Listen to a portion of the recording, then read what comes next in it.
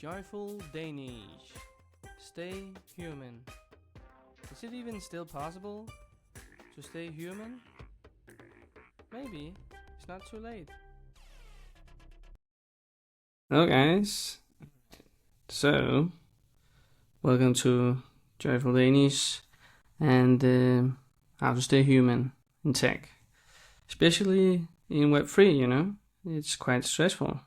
Which kind of the title of today also gives a little bit away. The health price of wealth. Because, I mean, a lot of people in crypto trying to pursue the wealth and the riches, you know. And sometimes it's not always what you actually think is going to be. And that's partially what we're going to dive in today. There was this article that's also in the notes below that a special crypto founder that we're going to dive into actually have very much first encounter about this phenomena. And this is actually one of the stress signs I actually also talks about in my book, Crypto People's Health Playbook.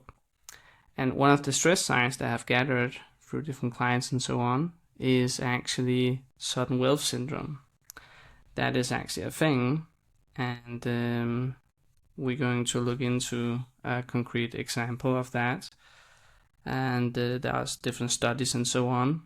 But I thought that this particular article that I'll try to find for you guys, because it's actually from the movie producers that made that's also a link to that one below, The Highest of Stakes, and that came out in 2023, and it's a documentary about this crypto founder called Richard Hart and his token, and about crypto communities, and it's quite an interesting documentary actually.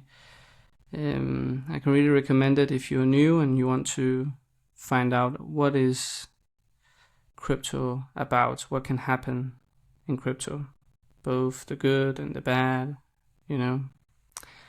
And what they did in the movie was actually to hire a fraud investigator, Kelly Richmond Pope, and a finance professor, Lamont, that is a finance professor at was it Chicago or something, but anyway, at the university.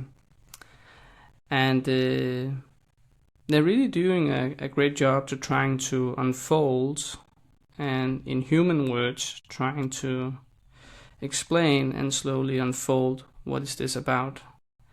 And yeah, that is one of the more nuanced versions I've seen of documentaries that actually those two directors that made the movie, Grant and Patrick, really tried to actually be quite neutral about, okay, not trying to be in favor or against crypto in general, but were actually genuine curious about trying to find out what is this. So they were not in crypto at all before they actually were starting making this documentary. So that's actually behind the scenes. There are some extra footage of that if you look a little bit around. But anyway, that's an extra piece of it. The main thing is actually this crypto founder, Richard Hart. And from these producers, because they're actually now trying to making a new movie and a little bit still in the crypto world. And one of the articles, which I also linked in the show notes, is talking about the human cost of digital gold. And that I felt tied right into one of these stress signs that can happen to people, the sudden wealth syndrome.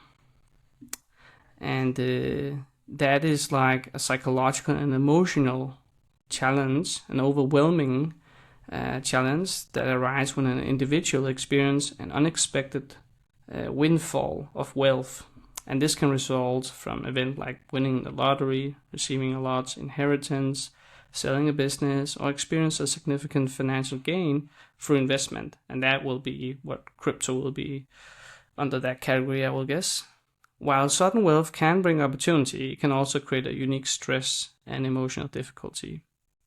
So, yeah, we're going to dive a little bit into that in order to make it a little bit more concrete, because I thought this article, if you read about it, it definitely makes you think. Because one of the questions that kind of rise is like, okay, so what happens to your sense of self when performing success become more important than experiencing it?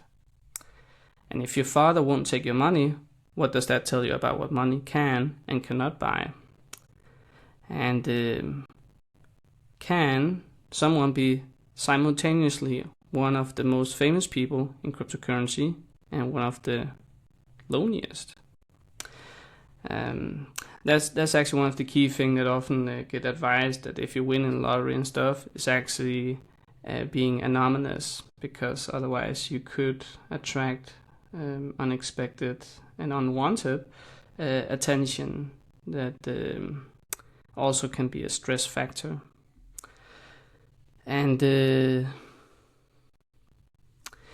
it's that came with a question that I thought like, this kind of sums it okay up about this topic. Because this says here, they ask here, what price would you pay for financial freedom, and what price is too high? Because, as the kind of also talks about here, it's entirely possible to win at the game of money and still lose at the game of being human. So again, what kind of life do you actually want? That's partly also what I kind of build into the book, and the purpose of that is like, these different stress signs are categorized in general stress signs that everyone can look into and should do to be aware of what can happen just for anyone as a human being. But then the next two categories, the stress signs specifically in a bear market, in the crypto space, and the bull market stress signs. So two different scenarios, two different problems.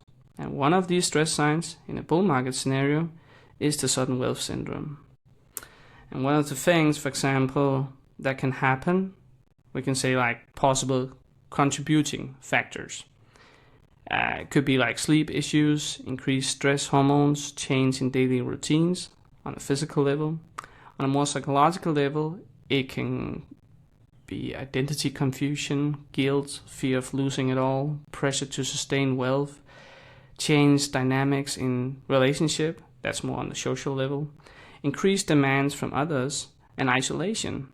Because that's the other thing that can start to happen, which actually is another stress sign on its own, and that's more on a behavioral level too, is actually that you're starting to be more pessimistic. You start to think that anyone, or at least most, are maybe only here in your company because of what you have, not of who you are.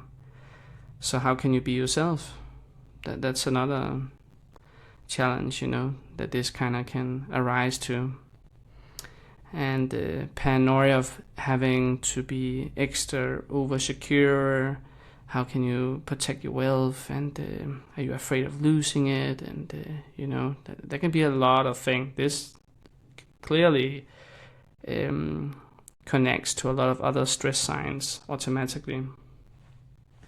But one of the thing that I could share just briefly that could be like possible intervention strategies if you maybe are in that situation, or at least maybe want to prepare yourself if this happened to you. Again, preparation is key, awareness is key. With a lot of the things that I actually provide is actually simply information for people to be able to prepare and adjust and overcome and be able to manage these stress signs that can occur. And one of the ways that actually can be a strategy, at least a possibility, again, if we take like, I always kind of work on the physical and the mental and the social level. And just some few examples, on the physical example could be restore normal routines. I've seen different documentaries as well from people who win in the lottery and so on. And some of the advisors that comes out to the winners, some of the things they usually will say is actually to the importance of having normal routines. Don't change too many things. Stay grounded, That's the key thing of having these normal routines. Prioritize your health, Reduce overstimulation. Take your time before making significant purchases. Evaluate the necessity and alignment with your goals and value. People start to buy stuff that they actually didn't need, or maybe didn't even want to, but they felt that they maybe need to or like supposed to, because, well, isn't that what everyone does if they suddenly have this kind of money? So don't change too much in your life, so you avoid increasing your life expenses just because you can. And on a psychological level, some of the examples could be like seek therapy. I mean, that's partially what I do as well. Offer cryptotherapy session or crypto coaching is about these topics as well. Reflect on personal values and act accordingly to that, and develop a wealth management plan. That usually include that you actually hire attorney, certified public accountants, and a financial planner. Because again, if you had never been in this situation, and most people have not, it's crucial to actually have a plan and some secure system around you that can support you, so you actually can land this in a more calm and safe way. Because there are studies that have shown, again back to the lottery winners, if they win the jackpot, usually within 5 to 7 years, some of these studies have been this long, it shows that they actually usually end up losing all the money. And in worst cases, they're now in debt because they did increase the the expenses so much that now, since they weren't prepared and weren't able to manage their wealth, they used it all so much now that their life expenses was raised, and now they were not willing to lower it again, so they're starting to take loans. So now they're in debt. They lost the money, and now they're in debt. So now you could argue that they actually are in a worse situation than before they won the money and suddenly got so much. But they couldn't handle it. So I can just see clearly that it is kind of important to actually, if you really are serious about this and you really are trying to prepare yourself for this, it can be kind of crucial so it doesn't happen to you. And back to the article, there was another point that I thought like, okay, that's actually kind of interesting as well, because rumoredly this person, Richard Hart, is apparently quite wealthy actually, and retired when he was like 23 years old, and start mining Bitcoin when you could just do it from your computer, and have done a lot of successful stuff financially and business-wise. Yeah, one of the things that catch on here as well was the point about the social circle dilemma. It says here, I quote, or I'm reading, Richard is remarkably candid about his social isolation. Quote, I would love to upgrade my social circle. I mean, right now, I have to force my way and create the things in the world that I want. This is someone describing the exhausting work of manufacturing friendship. He talks about the jet set as people who have jets and they go here this month and they go there this month, as if describing a lifestyle that might offer easier social connections.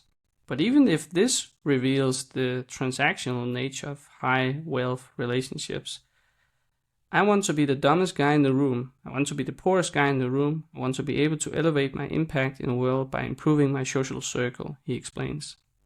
By noticing what's missing from this aspiration, he doesn't mention wanting friends for companionship, joy, or emotional support. Even his desire for upgrade relationship is framed in terms of productivity and impact. Then it comes the next one here, the intimacy problem. Richard discusses about romantic relationship reveals similar challenges. While he's open about enjoying female companionship, there is a telling comment about authentic connection. This is Richard quoting. It's weird because I would have never assumed that. I swear to God, the girls that like me are more likely to buy me stuff. I have to force, so I buy them stuff. The women who genuinely like him don't want his money, which creates its own confusion. How do you trust romantic interest when you're never sure if it's about you or your wealth? And how do you build intimacy when your entire public identity is performative? Yeah. I don't know where it's because I just act so hard that people are just like, oh, it's not even going to work, like people don't ask me for money very often, probably because they just know that the answer is going to be wrong. That's actually one of the other things that's also often is recommended when it comes to this sudden wealth syndrome. The ability to set proper boundaries, especially for your family and friends, because most likely they will start to ask you for money. Or they have certain business opportunities. Oh, could you maybe consider to invest in this opportunity I have, and then never pay you back? Yeah, it can be rough, you know. And there can be many ways of you to slowly mismanage and slowly fade your wealth away.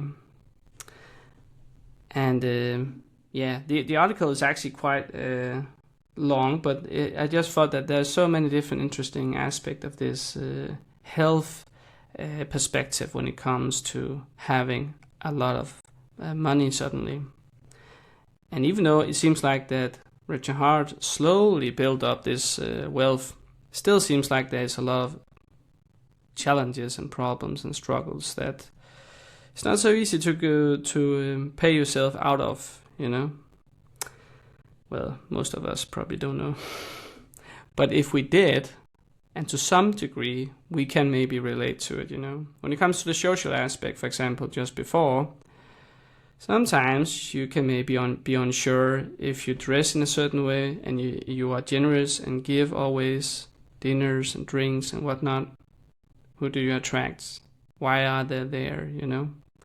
So, gold diggers comes in many forms. And that can create a mental health toll eventually, especially at this magnitude, you know. This is a different lifestyle, for sure. So that's why I find it kind of unique to get an insight of. Again, recommendation to the movie if you are interested in this. But also, and I linked to this as well below, because Richard Hart actually have made several books, self-helping books. They are free, and one of them is actually narrated by a wild SJ.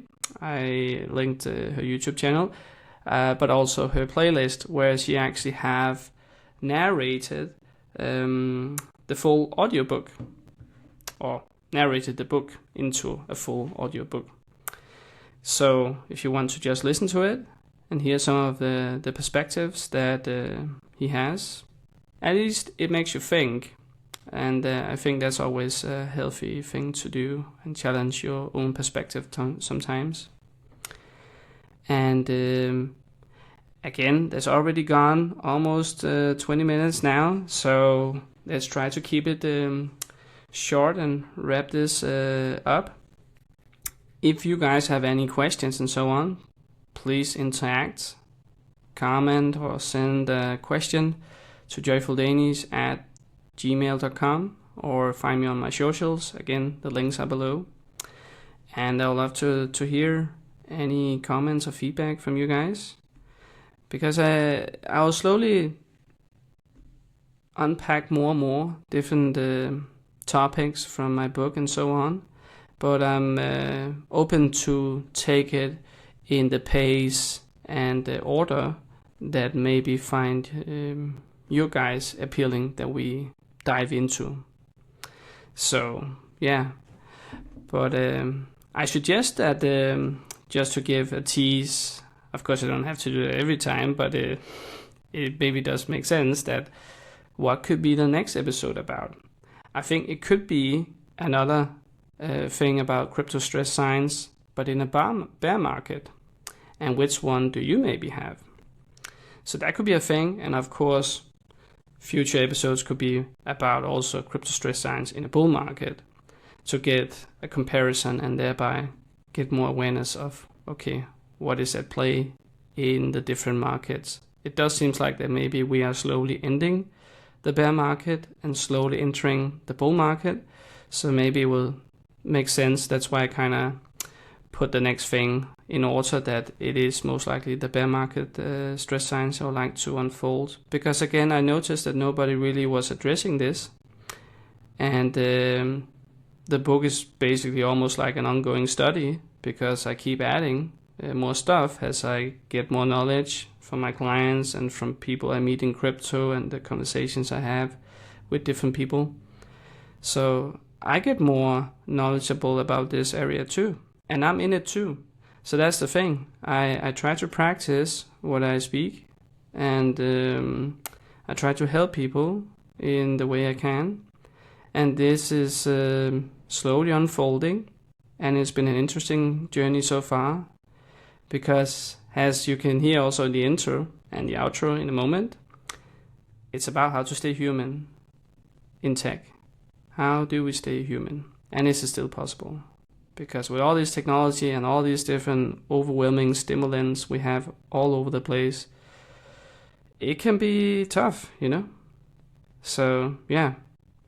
So I think actually there's going to be an episode very soon that is more going to be a guided exercises, physically, mentally, and on a behavioral level. So you can start to hopefully practice some of these stuff and hopefully see some value from this. Anyway, I think I will say that was that. For a limited time, you can, if you want, book a free online session with me. And I do accept crypto, but the first session is always free. And for the time being, it's simply because I always feel like that it's better to get a tune in to see, okay, could I be a match to maybe support you in this journey? And yeah, then we just take it from there. So that's possible. The link is below. And see you next time. Take care. Joyful Danish. Stay human. Is it even still possible to stay human? Maybe. It's not too late.